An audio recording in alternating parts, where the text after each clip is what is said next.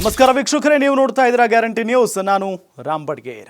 ಪುಷ್ಪ cinema super duper hit ಆಗಿದೆ. ಆದರೆ ಒಬ್ಬ ಮಹಿಳೆಯ ಸಾವು ಹಾಗೂ ಆ ಮಹಿಳೆಯ ಮಗನ ಜೀವನ್ಮರಣ ಹೋರಾಟ, ಅದಕ್ಕೆ ಕೌಂಟರ್ ಆಗಿ ಅಲ್ಲು ಅರ್ಜುನ್ ಅರೆಸ್ಟ್, ಆಮೇಲೆ ರಿಲೀಸ್ ಎಲ್ಲ ಆದಮೇಲೆ CM ರೇವಂತ್ ರೆಡ್ಡಿ ಅಲ್ಲು ಅರ್ಜುನ್ ಮುಖವಾಡವನ್ನು ಕಳಚಿಟ್ಟಿದ್ದಾರೆ. ಅಲ್ಲು ಅರ್ಜುನ್ ಅದಕ್ಕೆ ಕೌಂಟರ್ ಕೊಟ್ಟಿದ್ದಾರೆ. ಆದರೆ ಈಗ ಅಲ್ಲು ಅರ್ಜುನ್ ಸುಳ್ಳು ಹೇಳಿದ್ರ? ಹಾಗಾದ್ರೆ ಸಾಕ್ಷಿಗಳಿದಾವೆ, ನೀವೇ ನೋಡಿ. ಅಲ್ಲು ಅರ್ಜುನ್ ಗ್ರಹಚಾರ ಬಿಡಿಸಿದ CM ರೇವಂತ್ ರೆಡ್ಡಿ. ರೇವಂತ್ ರೆಡ್ಡಿಗೆ ಕೌಂಟರ್ ಕೊಡೋಕೆ ಹೋಗಿ ತಗ್ಲಾಕೊಂಡ ಅಲ್ಲು ಅರ್ಜುನ್.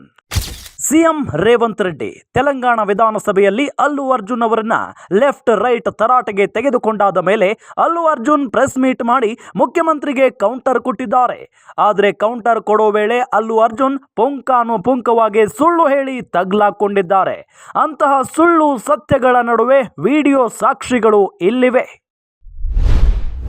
ಅಲ್ಲು ಅರ್ಜುನ್ ಹೇಳಿದ ಸುಳ್ಳು ನಂಬರ್ 1. ಪೊಲೀಸರು ಪರ್ಮಿಷನ್ ಕೊಟ್ಟಿದ್ದರು.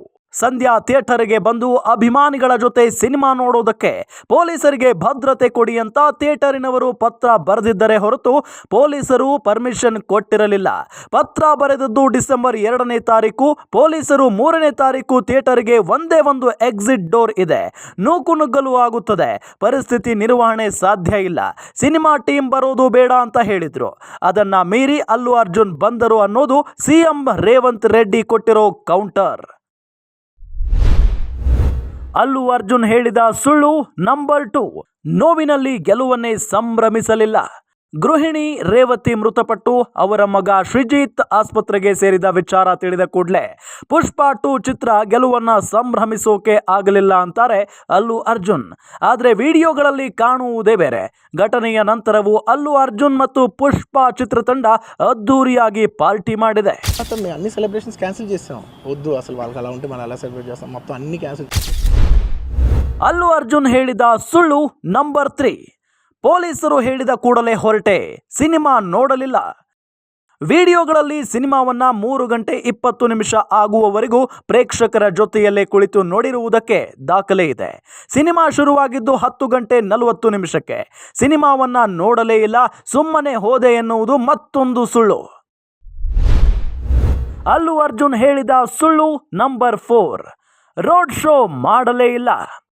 ಇನ್ನು ಅಲ್ಲು ಅರ್ಜುನ್ ಹೇಳಿರೋ ಪ್ರಕಾರ ಥಿಯೇಟರಿನ ಹೊರಗೆ ರೋಡ್ ಶೋ ಮಾಡಲಿಲ್ಲ, ಸುಮ್ಮನೆ ಕೈ ಬೀಸಿದೆ ಅಷ್ಟೇ.